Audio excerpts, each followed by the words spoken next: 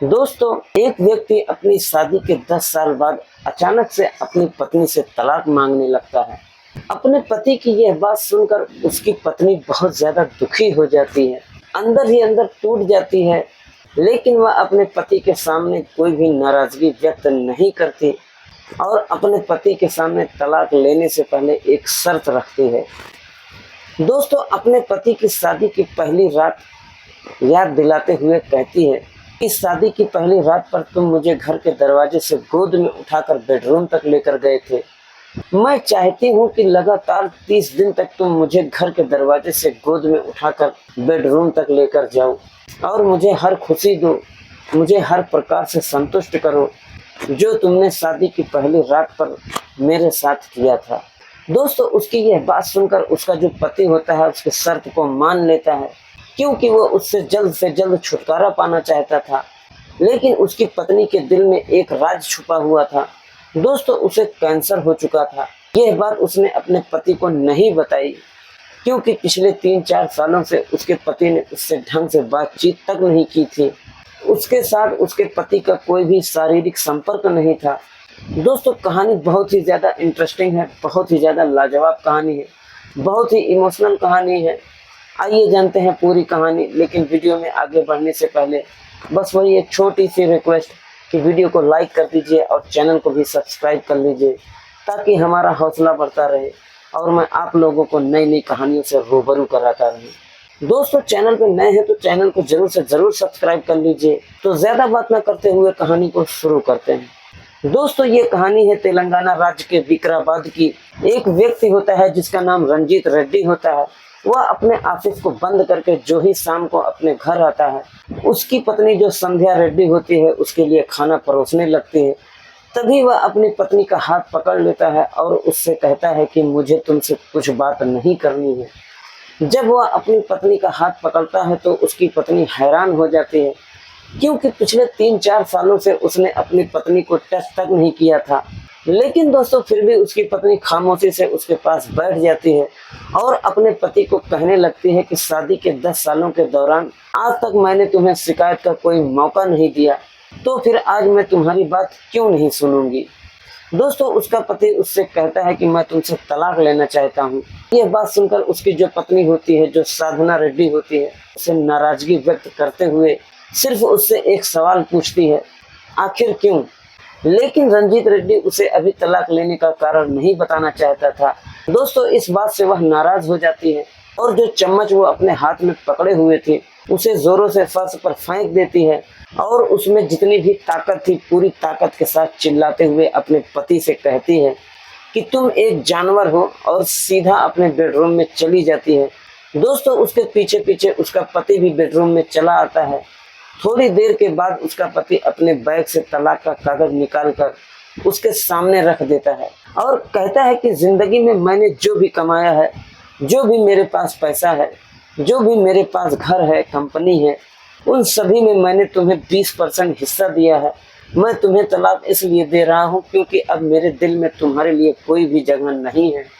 तुमसे बिल्कुल भी मैं प्यार नहीं करता हूँ। मैं मेरी कंपनी की ही एक लड़की से प्यार करता हूँ, उसका नाम सौम्या है और बहुत जल्द हम एक दूसरे से शादी करने वाले हैं। दोस्तों, ये बात सुनते ही उसकी जो पत्नी होती है वह चौंक जाती है और चौंक कर रोने लगती है। और जब वह रोकर पूरी तरह से शांत हो जाती है तो उसके बाद में वह अपने पति से कहती है कि ठीक है, मैं तुम्हें तलाक देने के लिए तैयार हूँ, मगर उससे पहले मेरी एक शर्त है। वह अपनी शादी की पहली रात याद दिलाते हुए अपने पति को कहती है कि शादी की पहली रात पर किस तरह से तुम घर के दरवाजे से मुझे गोद में उठाकर बेडरूम तक लेकर गए थे। मैं चाहती हूँ कि ठीक उसी तरह से लगातार 1 महीने तक घर के दरवाजे से मुझे गोद में उठाकर तुम बेडरूम तक लेकर आओगे और वो हर खुशी, हर प्यार मुझे दो जो तुमने शादी की पहली रात में मुझे दिया था। दोस्तों, उसकी बात ये सुनते ही जो रंजीत रेड्डी होता है वह हैरान रह जाता है और उससे कहता है कि ये कैसा पागलपन है। लेकिन दोस्तों, वह अपनी पत्नी से किसी भी कीमत पर पीछा छुड़ाना चाहता था, तो उसकी पत्नी की यह शर्त मान लेता है और साथ ही साथ अपनी प्रेमिका सौम्या को भी यह बात बता देता है। तो उसकी प्रेमिका यह बात सुनते ही पागलों की तरह हंसने लगती है और कहते हैं कि चाहे वह कितनी भी चाले क्यों ना चले, उसके साथ तुम्हारा तलाक होकर रहेगा। कोई बात नहीं, अगर यही इच्छा पूरी करने से उससे तुम्हारा पीछा छूटता है तो तुम 1 महीने तक अपनी शर्त पूरी कर लो, मुझे कोई भी आपत्ति नहीं है। दोस्तों अगले ही दिन उसका 1 महीने का नोटिस पीरियड शुरू हो जाता है। दोस्तों अगले दिन करीब रात के 10 बजे खाना खाने के बाद रंजीत रेड्डी अपनी पत्नी को गोद में उठाता है तो उसका 7 वर्षीय बेटा पास में खड़ा तालियां बजाते हुए हंसने लगता है कि पापा ने मम्मी को गोद में उठा लिया है। और अपने बेटे के द्वारा कही ये बात सुनकर उसके पापा के दिल में भावनाओं का दर्द उमड़ने लगता है, लेकिन वह किसी तरह से अपने आप को रोक लेता है। मुश्किल से 10 कदम ही वह आगे बढ़ता है, तभी उसकी पत्नी अपनी आंखें बंद करते हुए अपने पति से कहती है कि हमारे तलाक की बात हमारे बेटे को मत बताना, नहीं तो ये मेंटली डिस्टर्ब हो जाएगा, इसका दिमाग फिर जाएगा, इसके एग्जाम पर बुरा प्रभाव पड़ेगा। दोस्तों यह बात भी उसका पति मान लेता है, उसकी पत्नी को बेडरूम में ले जाकर बेड पर लेटा देता है, उसके साथ संबंध बनाने के लिए आगे बढ़ता है तो उसकी पत्नी उसे रोक देती है, कहती है इतना ही काफ़ी है जो तुम मुझे अपनी गोद में उठाकर बेडरूम तक लाते हो, मैं तुमसे इतने से ही खुश हूँ, तुम सिर्फ अपनी ये ड्यूटी 1 महीने तक निभा देना। दोस्तों ऐसे ऐसे करके एक दिन गुजर जाता है। अगले दिन भी वह अपनी पत्नी को ऐसे ही शाम के करीब रात के 10 बजे गोद में उठाता है तो उसकी पत्नी अपने पति के सीने की तरफ झुक जाती है। दोस्तों उसके पति ने इतने सालों के बाद पहली बार अपनी पत्नी के चेहरे को इतने गौर से देखा था। शादी के 10 सालों के दौरान उसके पत्नी के चेहरे पर हल्की हल्की सी झुर्रियां आ गई थी और जो बाल थे उसके थोड़े थोड़े सफेद होने लगे थे, उसमें वो जवानी नहीं रही थी जो पहले थी। अपनी इस पत्नी की हालत को देखकर उसे उस पर दया आने लगती है। दोस्तों ऐसे ही 2 दिन गुजर जाते हैं, ऐसे ही धीरे धीरे समय गुजरता जाता है। रोज वो अपनी पत्नी को हर रोज गोद में उठाकर बेडरूम तक लेकर जाता है और उसकी भावनाएं अपनी पत्नी के साथ जुड़ने लगती हैं। दोस्तों वह अपनी पत्नी के साथ लगाव महसूस करने लगता है, जो पिछले 10 सालों से उसने अपनी पत्नी के साथ गुजारे थे वो 10 साल उसे याद आने लगते हैं। दोस्तों ऐसे ऐसे करते लास्ट दिन आ जाता है। उसके बाद उसके पति को जिंदगी भर के लिए अपनी पत्नी से दूर होना था। दोस्तों बहुत ही इमोशनल दिन था, बहुत ही भावुक दिन था। दोस्तों जो लास्ट दिन होता है, जो आखिरी दिन होता है, वो अपने पति को अच्छे से खाना खिलाती है और खाना खिलाने के बाद वह अपने पति से कहती है कि मैं आज कौन से कपड़े पहनूं, मेरे पास कपड़े नहीं हैं, सभी कपड़े मेरे बड़े हो गए हैं। दोस्तों तभी उसका पति एहसास करता है कि मेरी पत्नी बहुत ज्यादा कमजोर हो गई है और एक विचार उसको अंदर तक झकझोर कर रख देता है कि इन 30 दिनों के अंदर इसने अपने सीने में कितने दर्द, कितने दुख तकलीफ झेले होंगे, इसी के कारण ये आज इतनी कमजोर हो गई है। शायद मैं इसे इतने दिन आसानी से उठाकर बेडरूम तक ले जाता था। दोस्तों ये विचार उसके पति के मन में बहुत गहरा प्रभाव छोड़ता है। तभी उसका बेटा बोल पड़ता है कि पापा मम्मी को गोद में उठाने का समय हो गया, क्योंकि पिछले 29 दिनों से वह अपने पापा को अपनी मम्मी को गोद में उठाते हुए देखते आया था। तो ये जो बात थी उसके बेटे के लिए दैनिक दिनचर्या का हिस्सा बन गई थी। दोस्तों इस बार जब उसका पति उसे अपनी गोद में उठाता है तो वो उसे अपने गले से लगा लेता है, उसे कसकर पकड़ लेता है। वो भावुक हो जाता है, अपनी भावनाओं को रोकने की कोशिश करता है पर उससे अपनी भावनाएं रुकती नहीं थी। उसकी पत्नी भी अपने दोनों हाथों को घेरा बनाकर अपने पति के गर्दन में हाथ डाल लेती है। पिछले दिनों में जब वह बड़ी ही आसानी से अपनी पत्नी को गोद में उठाकर बेडरूम तक ले जाता था, आज उसके लिए 10 कदम चलना भी मुश्किल हो जाता है। उसके सीने पर वह अपने दिल पर बहुत ही ज्यादा भारीपन फील महसूस कर रहा था, लेकिन फिर भी हिम्मत करके वह अपनी पत्नी को बेडरूम तक ले जाता है।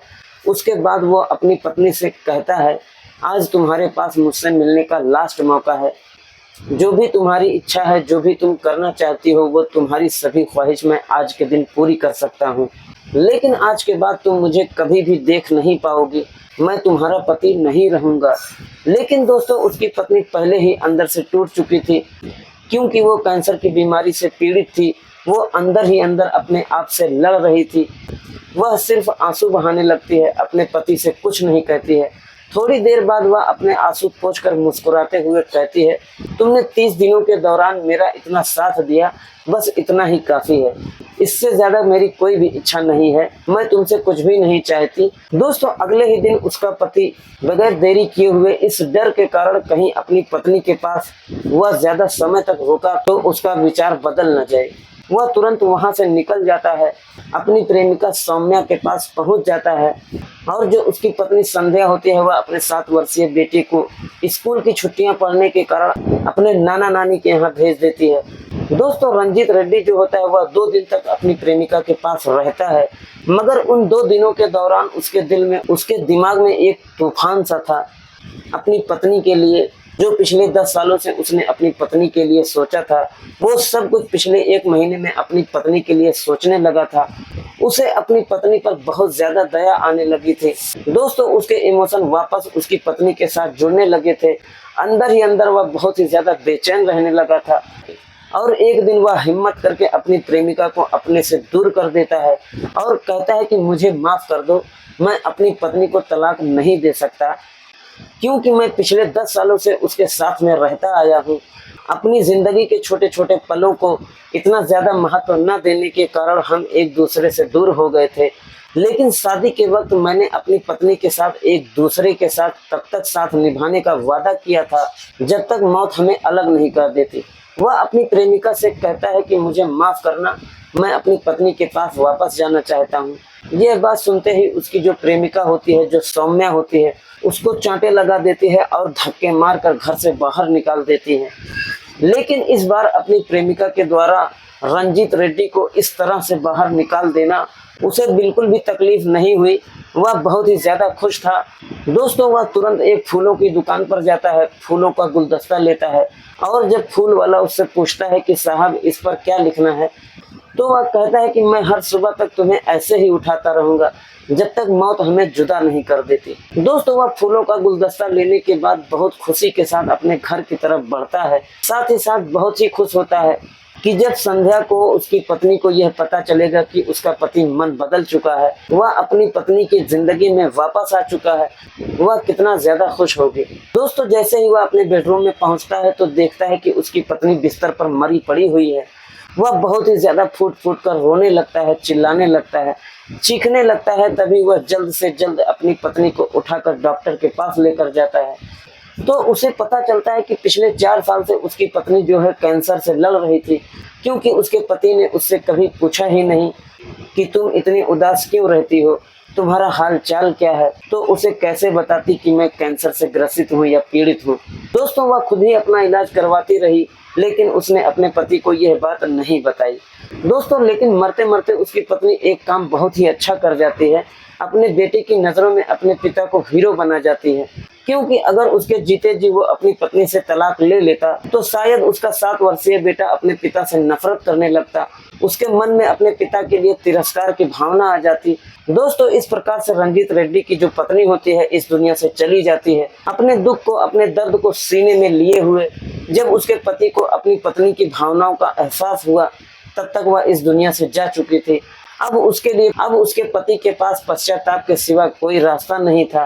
दोस्तों ये कहानी आप लोगों को कैसी लगी प्लीज कमेंट में जरूर बताइएगा और साथ ही साथ इस वीडियो को ज्यादा से ज्यादा लोगों तक शेयर करिएगा ताकि पति पत्नी के पास ये कहानी पहुंच सके जो भी तलाक लेने के बारे में सोच रहे हैं, उन लोगों तक ये कहानी जा सके और वह इस कहानी को सुनकर अपना विचार बदल सके समय रहते हुए, ताकि उन्हें भी इस तरह से पछताना न पड़े जैसे कि इस कहानी में रंजीत रेड्डी को जिंदगी भर पछताना पड़ेगा। दोस्तों आज की कहानी बस यहीं तक, मिलते हैं किसी और वीडियो में किसी नई कहानी के साथ। जब तक के लिए आप अपने और अपने परिवार का ख्याल रखिए। जय हिंद, जय भारत।